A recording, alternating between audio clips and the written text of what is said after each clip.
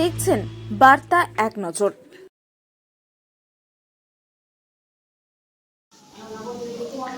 13 দিন পর মাহেশে মন্দির ভক্তদের জন্য খুলে দেওয়া হলো। স্নান যাত্রার পর শ্রীরামপুর মাহেশে জগন্নাথ দেব প্রবল জ্বরে আক্রান্ত হয়ে পড়েছিলেন। স্বয়ং প্রভু জগন্নাথ জ্বরে আক্রান্ত হওয়ার পরের দিন থেকে মন্দিরের দরজা ভক্তদের জন্য বন্ধ হয়ে যায়। এরপর প্রভুর চিকিৎসার জন্য হুগলি ও রাজ্যের বিভিন্ন প্রান্ত থেকে কবিরাজ ও বৈদ্যরা ছুটে আসেন মাহেশে। দীর্ঘ 13 দিন চিকিৎসার পর বুধবার নবরূপে সুস্থ হয়ে প্রভু ভক্তদের দর্শন দেন। এই দিন থেকেই শুরু হয় নবযৌবন নেত্র উৎসব। 2 দিন ব্যাপী উৎসবের পর আগামী শুক্রবার রথের দিন বিকেল 4টের সময় রথে করে মাসির বাড়ির উদ্দেশ্যে রওনা দেবেন জগন্নাথ, বলরাম, সুভদ্রা। বুধবার এই নবযৌবন নেত্র উৎসব উপলক্ষে মন্দিরে ভক্তদের সমাগম চোখে পড়ার মতন। এদিন জগন্নাথ, বলরাম, সুভদ্রাকে সোনার অলংকার ও ফুলের গয়না দিয়ে সাজিয়ে তোলা হয়। এই দিন কেউ রূপোর হাত পরানো হয় জগন্নাথ দেবকে। এই হাত দুটো দিয়েই রথের দিন ভক্তদের মনস্কামনা পূরণ করেন। এই দিন হোম যজ্ঞ দিয়ে জগন্নাথ দেবের প্রাণ প্রতিষ্ঠা ও চক্ষুদান হয়। এই নবযৌবন উৎসবের মধ্যে দিয়েই শুরু হয়ে গেল মাহেশের 629তম রথযাত্রার চূড়ান্ত প্রস্তুতি। এখন শুধু রথের দড়িতে টান পড়ার অপেক্ষা। হুগলির শ্রীরামপুর থেকে রাজেশ দেবনাথের রিপোর্ট, বার্তা এক নজর।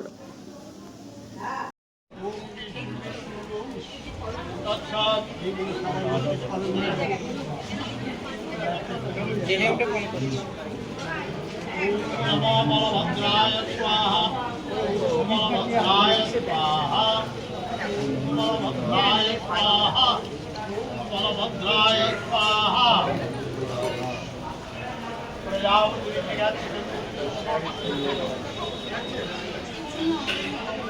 भद्राय स्वाहा।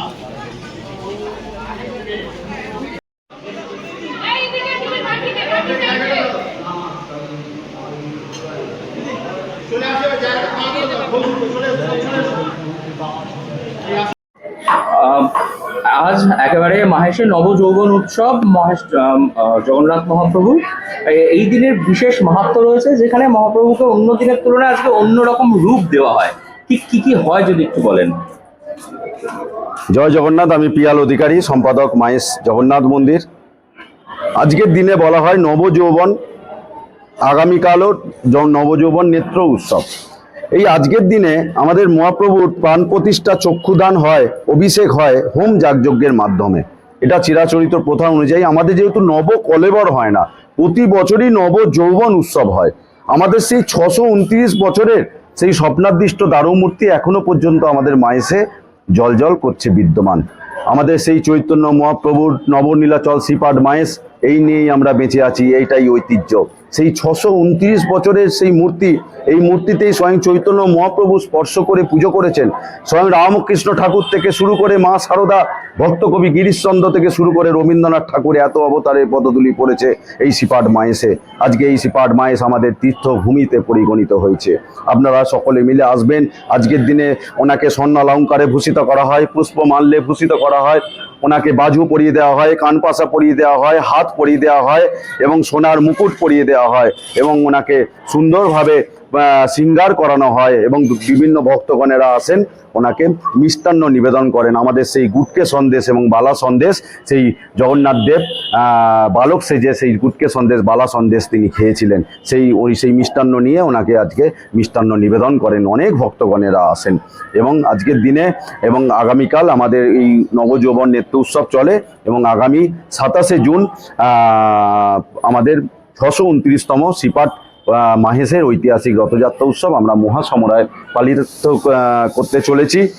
সকাল 5:30টার সময় আমাদের মঙ্গলারতি হবে, তারপরে আমাদের মঙ্গল আরতি হয়ে যাবার পর সকাল 8টার সময় প্রভু ভোগ খেয়ে উনি বাইরের চাতালে, উনি এতটাই কৃপালু যে উনি নিজের গর্ভগৃহ থেকে, নিজের বেদি থেকে উনি নিজে আপনাদেরকে দর্শন দেওয়ার জন্য উনি বাইরের চাতালে উনি বেরোন, এবং ইনি এতটাই কৃপালু উনি নিজে যাচ্ছেন রথের ওপর। তাই জন্যই রথযাত্রা, এই যাত্রা মানে বলা হয় জগন্নাথ দেব যখন নিজে বাইরে আপনাদেরকে দর্শন দেবেন, তাই জন্যই এই যাত্রা।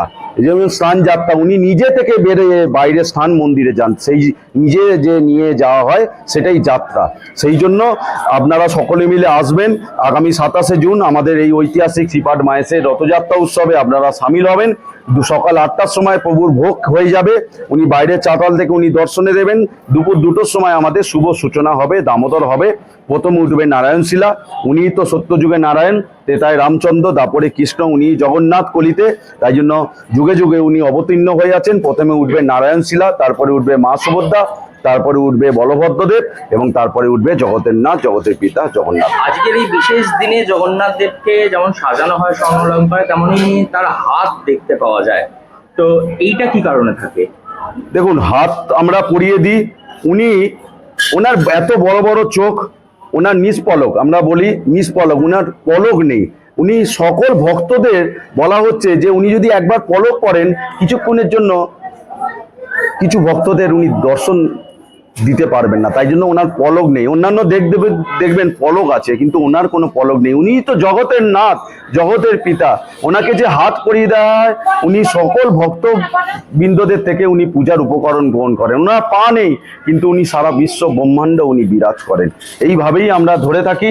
আপনারা সকলে মিলে আসুন। এই শ্রীপাঠ মাহেশের ঐতিহাসিক শ্রীপাঠ মাহেশ, এটাই তো বঙ্কিমচন্দ্রের রাধারানী উপন্যাসের মাহেশ, যে রাধারানী নামক এক বালিকা মাহেশের রথ দেখিতে গিয়া হারিয়া গেছিল। সেই যে মাহেশ, সেই নবনীলাচল চৈতন্য মহাপ্রভুর মাহেশ, আপনারা সকলে মিলে আসুন সেই মাহেশের মহাপ্রভুকে দর্শন। অলঙ্কার পরানো হয় অনেক ভরি।